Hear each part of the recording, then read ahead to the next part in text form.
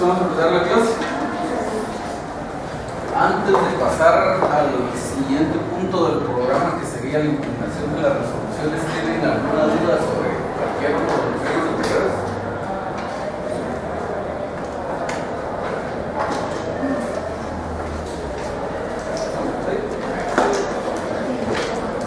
Según el programa, deberíamos ver un par de cositas antes de entrar al tema de las impugnaciones.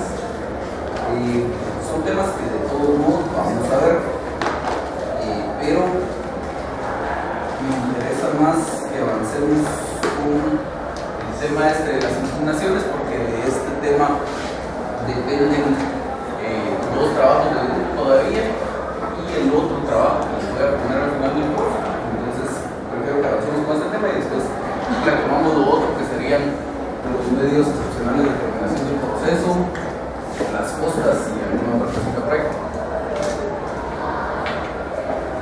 ¿Estamos todos de acuerdo? Bueno, entonces en el tema de impugnación de las resoluciones, básicamente de lo que trata el código es de agrupar los mecanismos que la ley permite para atacar alguna resolución. Doctrinariamente se discute mucho, incluso es tema del programa, acerca de la distinción entre recursos y remedios procesales. Al final de cuentas es una distinción que en nuestro medio no tiene mucho sentido. Para empezar, porque la doctrina no existe uniformidad respecto a cuál sería esa distinción. Si ustedes consultan a un doctor, les dice que la distinción entre recursos y remedios procesales está en función de qué es lo que se ataca. En algunos otros dicen que la distinción está en función de cuál es la razón por la cual se está atacando esa resolución o ese procedimiento. Algunos otros dicen que está en función de si resuelve el mismo juez o resuelve un juez o un tribunal superior. Entonces, pues no existe uniformidad y de todos modos es una distinción hasta cierto punto inútil en nuestro medio, porque la ley no hace distinción. La ley simplemente tiene un capítulo de impugnación de las resoluciones judiciales, y ahí están todas aquellas de las que vamos a platicar. Entonces, el código establece varios mecanismos de impugnación de las resoluciones judiciales. Los primeros dos son el recurso de aclaración y el recurso de ampliación. Estos tienen el mismo trámite, pero son dos cosas completamente distintas entre sí. Una resolución sí puede ser al mismo tiempo objeto de un recurso de aclaración y de un recurso de ampliación. Incluso si así fuera, se plantean en un solo memorial, pero son dos cosas completamente distintas. Una cosa es el recurso de aclaración, otra es el recurso de ampliación. Tienen supuestos de procedencia propios y tienen efectos propios. Entonces, vamos a ver de qué se trata cada uno de ellos. El código establece en su artículo 596,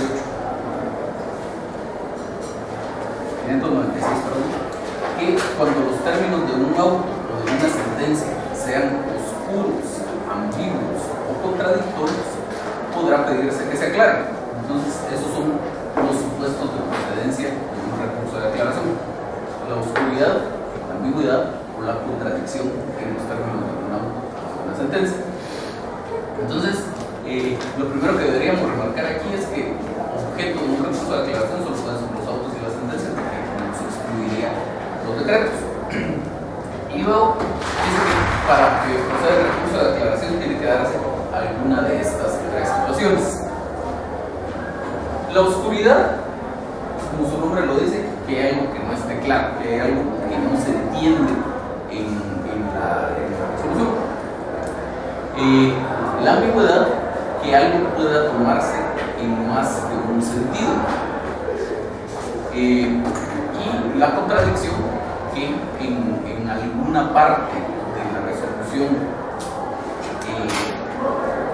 pareciera estar declarando con lugar aquello que se haya solicitado y en otra parte sin lugar, o la inversa. Por ejemplo, Si se dice, se declara sin lugar la demanda y en consecuencia se condena al demandado a pagar lo que sea que le estuviera reclamando el demandante, hay contradicción. O la declaramos con lugar, que entonces podemos condenar, o la declaramos sin lugar, que entonces no condenamos. No podría existir ese tipo de disposiciones que sean contrarias entre sí. Entonces, esos serían los tres supuestos de procedencia del recurso de aclaración. Y el objeto del recurso de aclaración, la consecuencia de que el recurso de aclaración sea declarado por lugar, pues obviamente sería eliminar esa oscuridad, esa ambigüedad o esa contradicción, explicando lo que haya que explicar en el caso de que exista oscuridad o ambigüedad, o corrigiendo la contradicción si es que eso fuera un supuesto de procedencia. Luego, el recurso de ampliación, dice la ley que si se hubiera omitido resolver alguno de los puntos sobre que versa el proceso, podrá solicitarse la ampliación. Entonces, esto es básicamente cuando en el proceso hay más de una pretensión. Entonces, si el juez no resuelve sobre todas esas pretensiones, pues daría lugar al planteamiento de un recurso de ampliación. Esto podría ser si estamos hablando de pretensiones propiamente dichas, es decir, en la demanda hubo una acumulación objetiva de acciones de tal manera que se reclama más de alguna cosa. Por ejemplo, es una demanda de daños y perjuicios, son dos pretensiones, pues solo resuelve sobre los daños y no sobre los perjuicios o liberas. O es una demanda de desocupación y cobro de rentas atrasadas, y pues solo resuelve sobre alguna de esas pretensiones. O en cualquier otro caso en el que exista más de una pretensión, el juez no resuelve sobre todas ellas, podría plantearse este recurso. Igual, si por ejemplo se hubieran planteado excepciones perentorias y el juez no lo resuelve, o resuelve solo una y no resuelve las demás, o si se hubiera planteado reconvención y el juez no lo resuelve, en todos esos supuestos procedería el recurso de ampliación. El juez no resolvió sobre todos aquellos puntos sobre los que versaba el proceso. Básicamente lo que se trata de corregir con este recurso de ampliación es una incongruencia que pudiera haber en el auto o en la sentencia. Dice la ley que el juez debe dictar su fallo congruente con la demanda. Así lo establece el artículo 26 del Código. Y en el artículo 147 de la Ley del Organismo Judicial, dentro de los requisitos de la sentencia, establece que debe dictar el juez decisiones expresas y precisas congruentes con el objeto del proceso. Entonces, si no existe esa congruencia por haber dejado de resolver todo aquello que era objeto del proceso, pues procedería este recurso de ampliación. Aunque no existe una norma que lo diga expresamente, lo mismo se aplica para cualquier otra resolución que tuviera que dictar, para cualquier otro planteamiento que tuviera que resolver el juez a través de un auto en el curso del proceso. Así, por ejemplo, si lo que está en discusión son excepciones previas y eran dos excepciones previas y el juez solo resuelve una, entonces procedería el recurso de ampliación para que resuelva la otra. La idea aquí es entonces eliminar ese vicio de incongruencia. Hay que tener cuidado ahí porque, como dijimos en algún momento, vicios de incongruencia podrían haber de tres clases. Que sería resolver menos de lo pedido. También podría existir el vicio de incongruencia de resolver más de lo pedido, y el vicio de incongruencia de resolver algo distinto de lo pedido. Entonces, en esos otros casos, la ley no establece un mecanismo específico de cómo corregir, un mecanismo ordinario específico. Muy extraordinario, sí, ya vamos a hablar de ello más adelante, que es la casación, pero un mecanismo ordinario específico, no hay algo como el recurso de aclaración que yo pueda plantear cuando el juez resuelve más de lo pedido o algo distinto de lo pedido, solo cuando resuelve menos de lo pedido. Y para efectos... ¿sí? Perdón, es que ya tú mencionó las excepciones previas. Cuando hay una incompetencia y hay otra excepción previa que resolver, pues, o sea, aparte de remitirlo, dice que el otro juez resuelva. No. O sea, si declara con lugar la excepción de incompetencia, el juez solo declara con lugar la excepción previa de incompetencia, se declara incompetente, se inhibe de conocer y ordena trasladar las actuaciones al juez competente. Se acabó. Ya el juez competente será el que vea qué hace con el proceso. Sería como el único caso en el que él no resuelve todo lo... Pero eso es por disposición expresa de la ley, y lo que pasa es que ahí deja de resolver, la ley le ordena que deje de resolver porque no tiene competencia. Entonces no hay propiamente un vicio de incongruencia, sino que por esa situación particular la ley ordenó que, por decirlo de alguna forma, la resolución de las excepciones se partiera en dos partes. Entonces el juez va a conocer solo de esta primera parte y luego el otro juez va a conocer lo restante, pero no es que se vaya a dejar de conocer. Distinto sería si, por ejemplo, en el mismo caso, supongamos que sea incompetencia y falta de personalidad, el juez declara sin lugar la incompetencia y no resuelve la falta de personalidad, entonces ahí sí hay vicio de incongruencia. Entonces decíamos, la otra cuestión con la que hay que tener cuidado aquí es que, como dijimos, si estamos hablando de una incongruencia cuantitativa, es decir, en cuanto al monto reclamado, el juez no otorgó todo lo que se le estaba pidiendo por cantidad. Es decir, yo planteo una demanda pidiendo que se declare la existencia de una deuda y que esa deuda es por un valor de 200,000 quetzales. Y el juez dice, sí, declaro la existencia de la deuda, pero solo por 150,000. Ahí no existe una incongruencia, que pueda tratar de corregirse a través de este recurso de ampliación, porque, como dijimos en su momento, el juez en realidad sí resolvió sobre todos los 200,000 quetzales que le pedí, solo que expresamente me dijo que sí a 150,000 e implícitamente me denegó los otros 50,000, seguramente porque no logré probar que el monto era tan elevado. Pero entonces, en ese caso, el recurso de ampliación no procedería. Si yo estoy de acuerdo con si yo no estoy de acuerdo con el monto que me fijó el juez, tendré que apelar a la primera resolución si es que era apelable, pero no lo puedo tratar de corregir a través de un recurso de ampliación.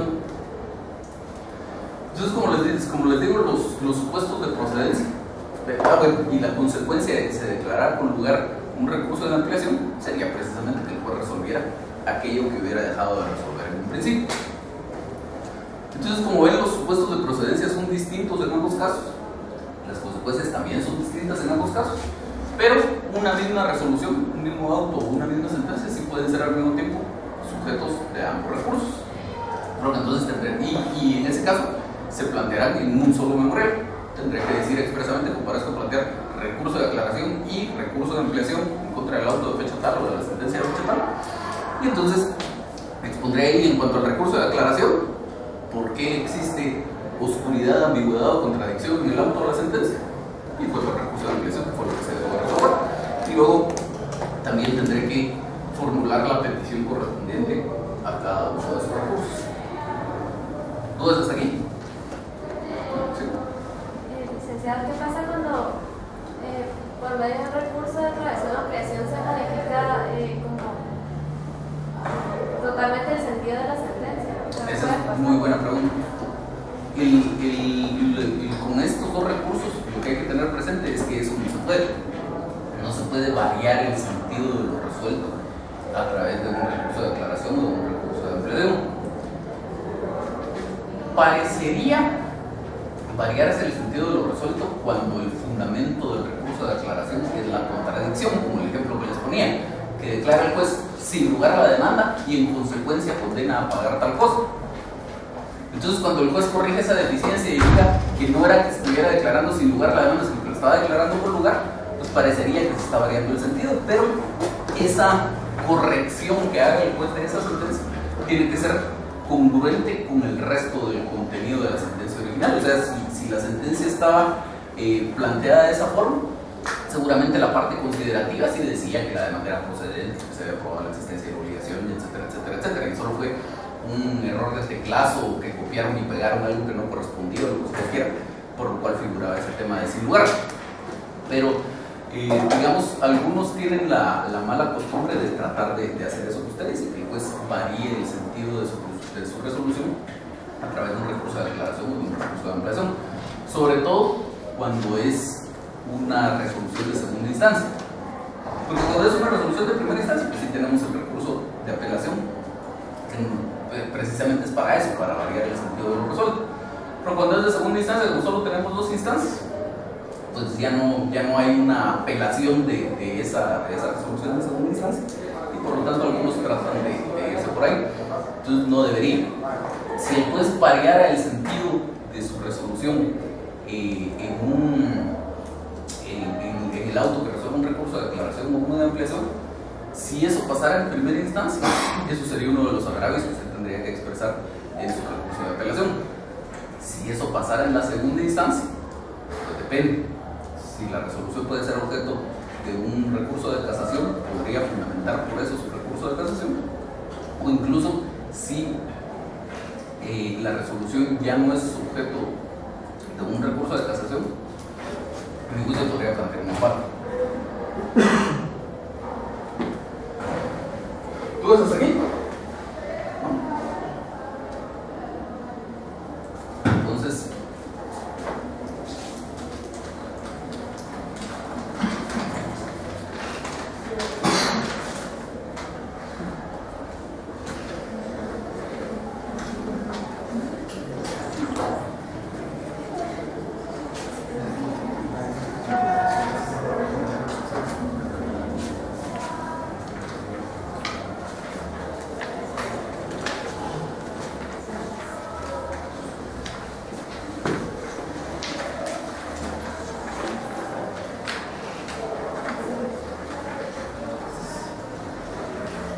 Entonces,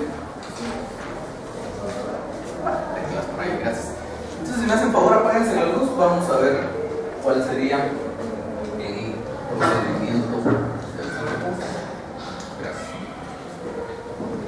Entonces, los 2 recursos tienen el mismo trámite, es un solo trámite que está establecido para los 2.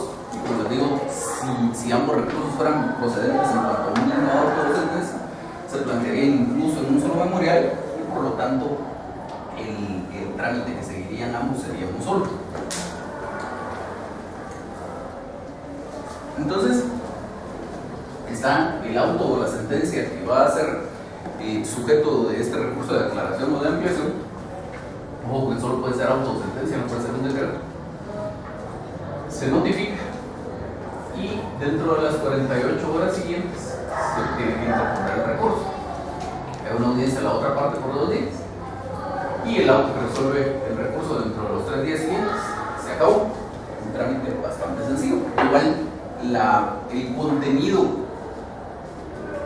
o el fundamento por el cual se está planteando este recurso de declaración o este recurso de ampliación es en realidad un tema que normalmente es bastante sencillo. No hay necesidad de complicar esto con mayores trámites. Lo que puede dar lugar a alguna complicación aquí es el plazo por horas.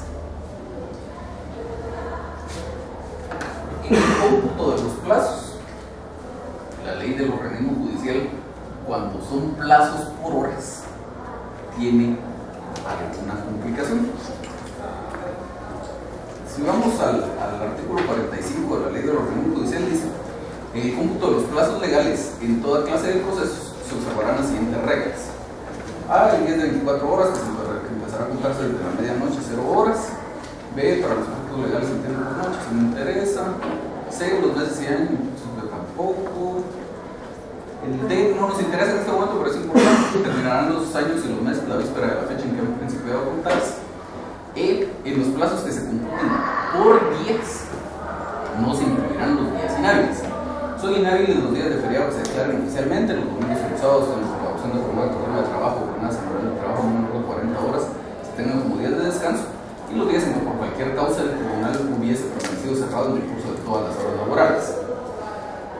Todo plazo debe computarse a partir del día siguiente al de la última notificación, salvo el establecido o fijado por horas, que se computará como lo establece el artículo 46 de esta ley. Y el artículo 46 dice: el plazo establecido o fijado por horas se computará tomando en cuenta las 24 horas del día a partir del momento de la última notificación o del fijado para su inicio. Y aquí, importante el segundo párrafo: si se tratare de la interposición de un recurso, el plazo se computará a partir del momento en que se inicia la jornada laborable del día hábil inmediato siguiente.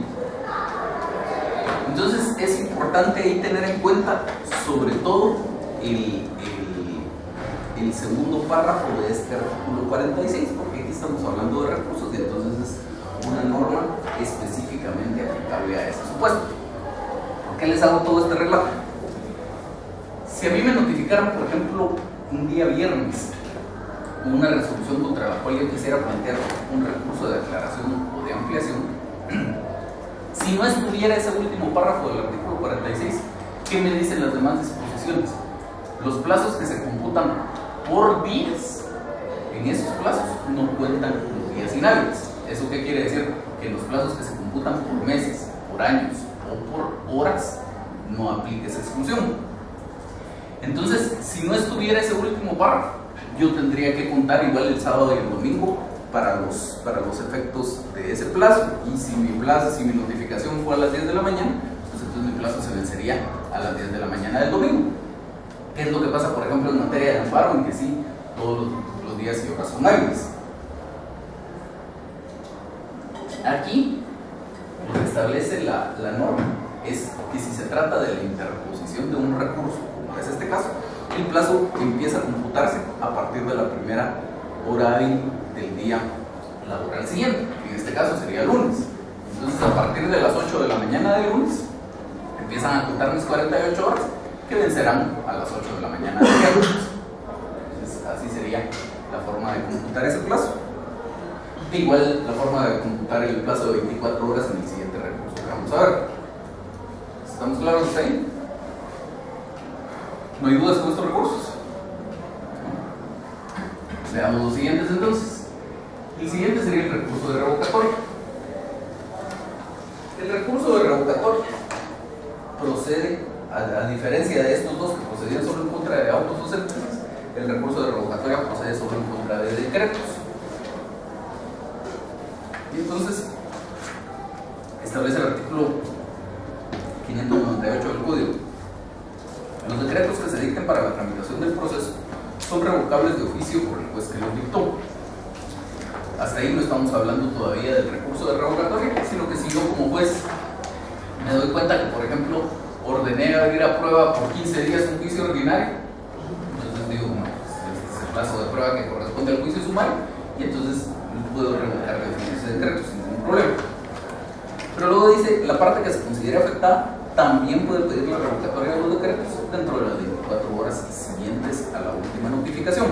Esto sí ya sería el recurso de revocatoria. Cuando alguien se considere afectado por ese decreto, puede plantear su recurso de revocatoria. Siguiente artículo: el juez o tribunal ante quien se interponga el recurso de revocatoria deberá resolverlo sin más trámite dentro de las 24 horas siguientes. Entonces, decíamos, está el decreto que eventualmente va a ser objeto de la impugnación, lo notifica. En las 24 horas se interpone el recurso. El plazo lo computamos igual que, como dijimos, para los recursos de declaración o de ampliación, a partir de la primera hora hábil del día siguiente. Y dentro de las 24 horas se resuelve el recurso. Se acabó. No hay más trámite en esta cuestión. La complicación, si ustedes quieren, que tal vez podría representar el planteamiento de este recurso de revocatoria, es cómo definimos cuando algo es un auto, cuando es un decreto. Con las sentencias sí no hay problema, ahí no hay forma de confundirse. Pero como hemos conversado ya en algún par de ocasiones, hay resoluciones que por su esencia en realidad son autos, pero que el juez las redacta bajo la estructura de un decreto, y entonces eso crea lugar a muchas confusiones, porque alguien ve una resolución de este tamaño que no tiene parte considerativa, dice que es un decreto y procede un recurso de revocatoria, aunque en realidad en el fondo no era un auto. Entonces un ejemplo típico de situaciones en las que puede pasar esto es cuando se rechaza una demanda. Cuando se rechaza una demanda, lo normal es que el juez emite una resolución en la que simplemente dice: se rechaza la demanda en virtud de lo que ustedes quieran, no acompañar las copias que manda la ley, o no hacer ofrecimiento de pruebas, o no formular su petición en términos claros y precisos, la razón que sea. Entonces, sin una parte considerativa bajo la estructura de un decreto, pero esa resolución en el fondo, decíamos, es un auto, y entonces en esos casos no procedería un recurso de revocatorio. Ahí dependerá del tipo de proceso del que estemos hablando. En algunos casos procederá apelación y en otros nulidad, pero el recurso de revocatoria no. Entonces, antes de decir esta resolución como es de este tamaño es un decreto, lo que tengo que analizar es cuál es la esencia de esa resolución y, dependiendo de eso, establecer si estoy en realidad en presencia de un decreto como parecería aparentar el tamaño de la resolución, o de verdad es un auto, para establecer el medio de impugnación que sería procedente contra esa resolución. ¿Se me refiere? ¿No? ¿Dudas del recurso revocatorio? Sí. El recurso de revocatoria obviamente busca como revocar el decreto, ¿verdad? Si este recurso afecta, imagínese, a la otra parte que podría hacer en contra de esa revocatoria. Lo que pasa es que, para empezar, en el trámite del recurso de revocatoria no está establecido un procedimiento de audiencia a la otra parte. Como vimos, simplemente usted lo plantea dentro de las 24 horas y dentro de las 24 horas siguientes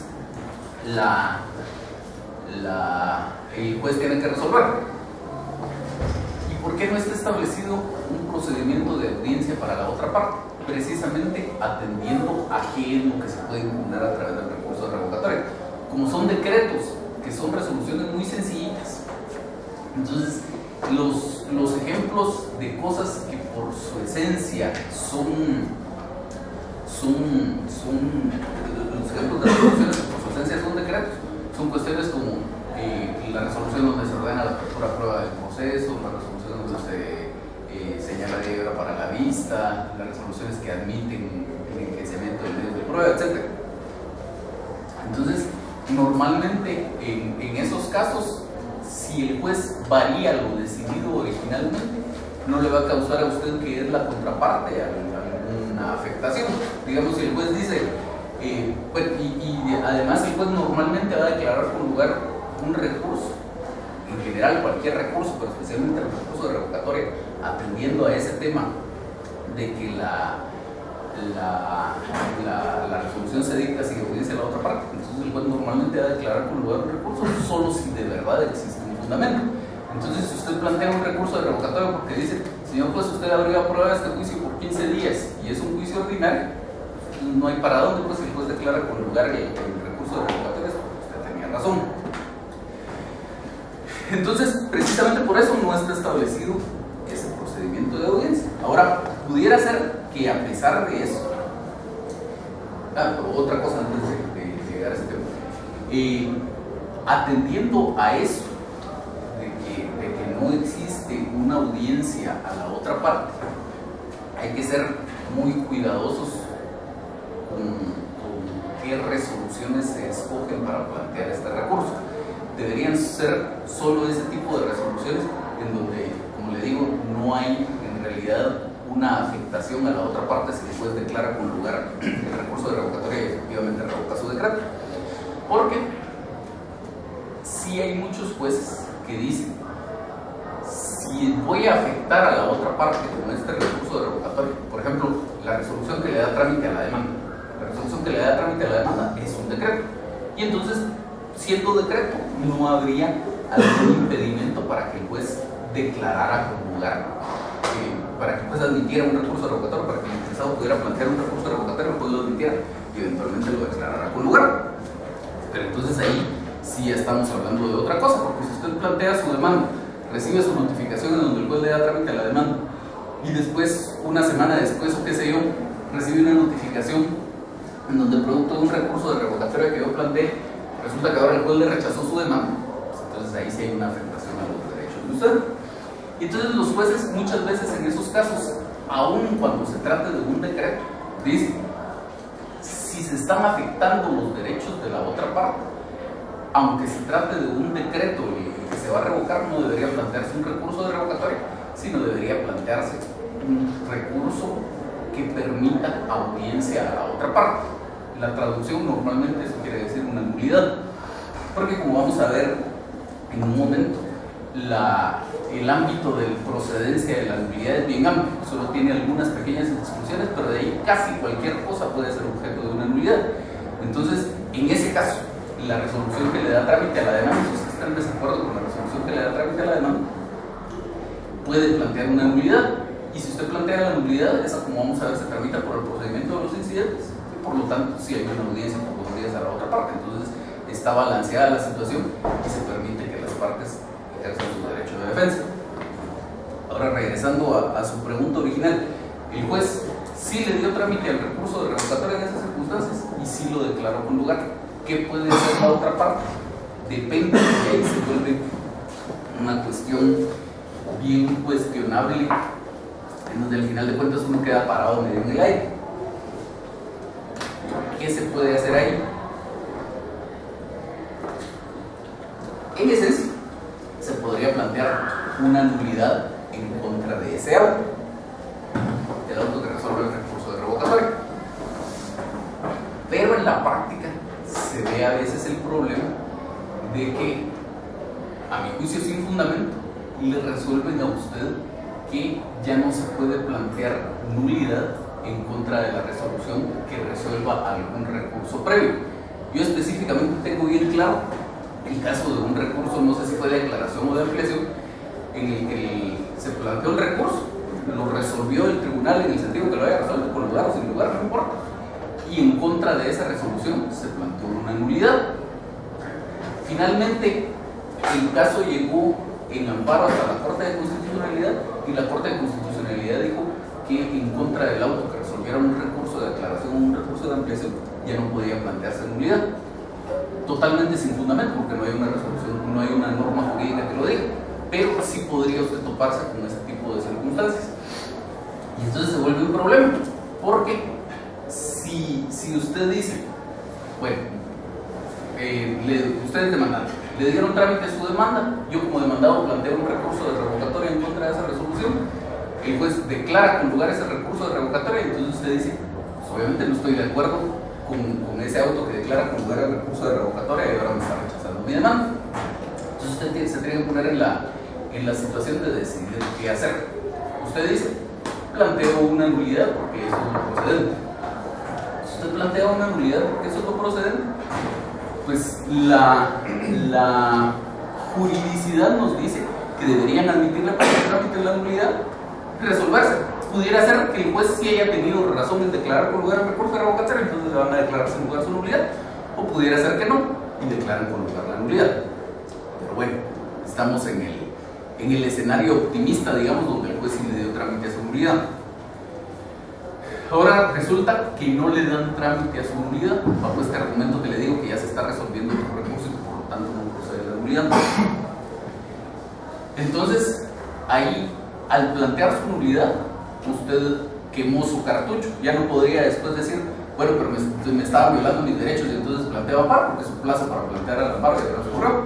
Pero lo mismo al inverso, si usted dice, desde el inicio voy a plantear un amparo porque me están violando mis derechos, y después resulta que el tribunal de amparo le dice, mire, pero aquí procedía nulidad y por lo tanto no agotó el principio de definitividad, entonces le van a declarar sin lugar el amparo. ¿En qué se resume todo esto? En que en esos casos no puede usted tener la plena certeza de que el medio que usted va a utilizar para atacar esa resolución, pues por lo menos vaya a ser admitido para su trámite, o lo vayan a considerar procedente quien sea que le vaya a resolver. Pero como cuestión de fondo, a mi criterio, y después le voy a explicar por qué cuando veamos la nulidad, lo que procedería en ese caso sería el planteamiento de una nulidad. ¿Alguna otra duda con el recurso de revocatoria? ¿Sí? Contra el auto que resuelve el recurso de revocatoria sí cabría la aclaración.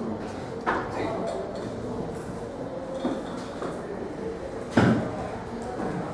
Veamos entonces el siguiente, que es el de reposición. Antes de entrar en materia con el recurso de reposición, y siendo que estamos en medio de platicar de ambos recursos, revocatoria y reposición, hay que tener presente que la ley del organismo judicial establece también recurso de revocatoria, establece recurso de reposición y los establece como un trámite distinto de este que estamos viendo aquí. Aquí estamos viendo el trámite que señala el Código Procesal Civil y Mercantil.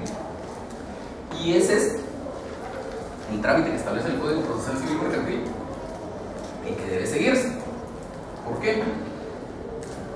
En la Ley de los Organismos Judiciales, su artículo 13, indica que las normas especiales prevalecen sobre las normas generales.